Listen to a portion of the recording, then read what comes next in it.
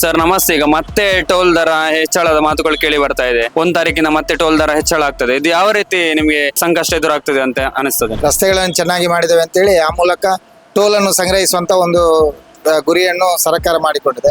ಅದನ್ನು ಮತ್ತೆ ಪ್ರತಿ ವರ್ಷಕ್ಕೆ ಒಂದಿಷ್ಟು % ಅಂತ ಏರಿಕೆ ಮಾಡುವಂಥದ್ದು ಈ ಜನರಿಗೆ ತುಂಬಾ ದುಬಾರಿಯಾಗಿರ್ತದೆ. ಒಂದಷ್ಟು ನಾವು ಲೋಕಲ್ನವರು ಈ ಟೋಲಿಗೆ 2 ಸಲ 3 ಸಲ ಹೋಗಿ ಬರಬೇಕಾದಂತ ಸಂದರ್ಭದಲ್ಲಿ ಮತ್ತೆ ಈ ಟೋಲ್ ದರವನ್ನು ಏರಿಕೆ ಮಾಡುವಂಥದ್ದು ತುಂಬಾ ಕಷ್ಟಕರವಾದಂತ ವಿಚಾರಗಳು.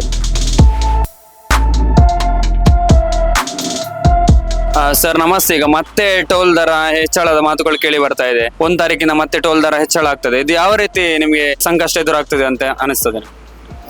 ಈಗಾಗಲೇ ಟೋಲು ಮತ್ತೆ ಸಂಬಂಧಪಟ್ಟಂತ ರೋಡ್ ಟ್ಯಾಕ್ಸಿಗಳನ್ನು ನಾವು ಅಡ್ವಾನ್ಸ್ ಆಗಿ ರಾಜ್ಯಕ್ಕೆ ಕಟ್ಟಿ ಅಥವಾ ಇಲಾಖೆಗಳಿಗೆ ನಾವು ಪಾವತಿ ಮಾಡಿಕೊಂಡು ನಮ್ಮ ವಾಹನಗಳನ್ನು ಕೆಳಗಿಳಿಸುವಂಥದ್ದು, ರೋಡಿಗೆ ಇಳಿಸುವಂಥದ್ದು. ಅದರ ಮಧ್ಯೆ ಒಂದಷ್ಟು ಬೇರೆ ಬೇರೆ ಕಾರಣಗಳು, ರಸ್ತೆ ಅಗಲೀಕರಣ ಅಂತ ಹೇಳುವಂಥ ನೆಪವನ್ನು ಇಟ್ಟುಕೊಂಡು ರಸ್ತೆಗಳನ್ನು ಚೆನ್ನಾಗಿ ಮಾಡಿದ್ದೇವೆ ಅಂತೇಳಿ ಆ ಮೂಲಕ ಟೋಲನ್ನು ಸಂಗ್ರಹಿಸುವಂಥ ಒಂದು ಗುರಿಯನ್ನು ಸರ್ಕಾರ ಮಾಡಿಕೊಂಡಿದೆ. ಆದರೆ ಒಂದು ನಿರ್ದಿಷ್ಟ ಅವಧಿಗೆ ಒಂದು ಗುತ್ತಿಗೆಗೆ ಒಂದು ಟೋಲನ್ನು ಕೊಟ್ಟ ನಂತರ ಅದನ್ನು ಮತ್ತೆ ಪ್ರತಿ ವರ್ಷಕ್ಕೆ ಒಂದಿಷ್ಟು % ಅಂತ ಏರಿಕೆ ಮಾಡುವಂಥದ್ದು ಈ ಜನರಿಗೆ ತುಂಬ ದುಬಾರಿಯಾಗಿರ್ತದೆ. ಒಂದು ಮೈಂಡ್ ಸೆಟಪ್ ಮಾಡಿಕೊಂಡು ನಾವು ಆ ಟೋಲನ್ನು ಪಾವತಿ ಮಾಡುವಂಥ ತುಂಬ ಕಷ್ಟದಲ್ಲಿ ನಾವು ಮೈಂಡನ್ನು ಒಗ್ಗಿಸಿಕೊಂಡು ಟೋಲನ್ನು ಪಾವತಿ ಮಾಡ್ತಾ ಇರುವಂಥದ್ದು. ಅದರ ಮಧ್ಯೆ ಒಂದಷ್ಟು ನಾವು ಲೋಕಲ್ನವರು ಈ ಟೋಲಿಗೆ 2 ಸಲ 3 ಸಲ ಹೋಗಿ ಬರಬೇಕಾದಂಥ ಸಂದರ್ಭದಲ್ಲಿ ಮತ್ತೆ ಈ ಟೋಲ್ ದರವನ್ನು ಏರಿಕೆ ಮಾಡುವಂಥದ್ದು ತುಂಬ ಕಷ್ಟಕರವಾದಂಥ ವಿಚಾರಗಳು. ಈ ಬಗ್ಗೆ ನಾವು ತುಂಬ ವಿರುದ್ಧವನ್ನು ವ್ಯಕ್ತಪಡಿಸ್ತಾ ಇದ್ದೇವೆ ಮತ್ತು ಇದನ್ನು ಸರ್ಕಾರ ಅಥವಾ ಕೇಂದ್ರ ಸರ್ಕಾರ NHAI ಇದನ್ನು ಪರಿಗಣಿಸಬೇಕು.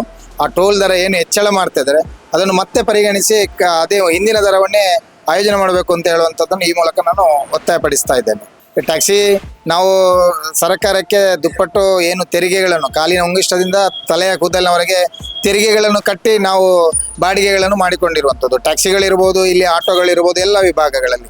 ಇಲ್ಲಿ ಆಟೋಗಳ ಸಂಕಷ್ಟ ನೋಡಿದರೆ ಒಂದಷ್ಟು ಎಲೆಕ್ಟ್ರಿಕ್ ವೆಹಿಕಲ್ ಅಂತ ಹೇಳುವಂಥದ್ದನ್ನು ತಂದು ಇಡೀ ದೇಶದಾದ್ಯಂತ ಯಾವುದೇ ಪರ್ಮಿಟ್ಗಳನ್ನು ಇಲ್ಲದೆ ಓಡಿಸಬೇಕು ಅಂತ ಹೇಳುವಂಥ ಒಂದು ಕಡೆ ಇಬ್ಬಗೆಯ ನೀತಿಯನ್ನು ಆಯೋಜನೆ ಮಾಡ್ತಾ ಇದ್ದಾರೆ. ಈಗಾಗಲೇ ಪರ್ಮಿಟನ್ನು ಪಡ್ಕೊಂಡು ತುಂಬ ಕಷ್ಟದಾಯಕವಾಗಿ ಜೀವನವನ್ನು ಮಾಡುವಂಥ ಒಂದು ಕಡೆ ಆಟೋದ ಚಾಲಕರುಗಳಿದ್ದರೆ, ಅದರ ಮಧ್ಯದಲ್ಲಿ ತನ್ನ ಸ್ವಂತ ದುಡಿಮೆಗಾಗಿ ಸ್ವಂತಕ್ಕಾಗಿ ಪಡ್ಕೊಂಡಂಥ EV ವೆಹಿಕಲ್ಗಳನ್ನು ಮತ್ತೆ ಪ್ಯಾಸೆಂಜರ್ಗಳನ್ನು ಸಾಗಾಟ ಮಾಡುವಂಥ ಪರ್ಮಿಟನ್ನು ಯಾವುದೇ ಪರ್ಮಿಟನ್ನು ಪಡ್ಕೊಳ್ಳದೆ ಸಾಗಾಟ ಮಾಡುವಂಥದ್ದು ಇಲ್ಲಿ ಪರ್ಮಿಟನ್ನು ತಗೊಂಡಂಥ ಚಾಲಕರ ಹೊಟ್ಟೆಗೆ ಹೊಡೆದಂತ ಆಗ್ತದೆ. ಇದನ್ನು ಕೂಡ ಸರ್ಕಾರ, ಕೇಂದ್ರ ಸರ್ಕಾರ ಗಮನಿಸಿಕೊಳ್ಬೇಕು. ಅವರಿಗೂ ಒಂದು ಪರ್ಮಿಟಿಯ ವ್ಯಾಪ್ತಿ ಮತ್ತು ಅವರು ಟ್ಯಾಕ್ಸಿಗಳು ಹೋದ ಹಾಗೆ ಬೇರೆ ಬೇರೆ ಊರುಗಳಿಗೆ ಪ್ರಯಾಣ ಮಾಡುವಂಥದ್ದು ಆಗ್ತಾ ಇದೆ. ಇದಕ್ಕೂ ಕೂಡ ಕಡಿವಾಣ ಹಾಕಬೇಕು. ರಾಜ್ಯ ಸರ್ಕಾರ ಇರ್ಬೋದು, ಕೇಂದ್ರ ಸರ್ಕಾರ ಇರ್ಬೋದು, ಇಲಾಖೆಗಳು ಇದನ್ನು ಗಮನಿಸಿಕೊಳ್ಬೇಕು.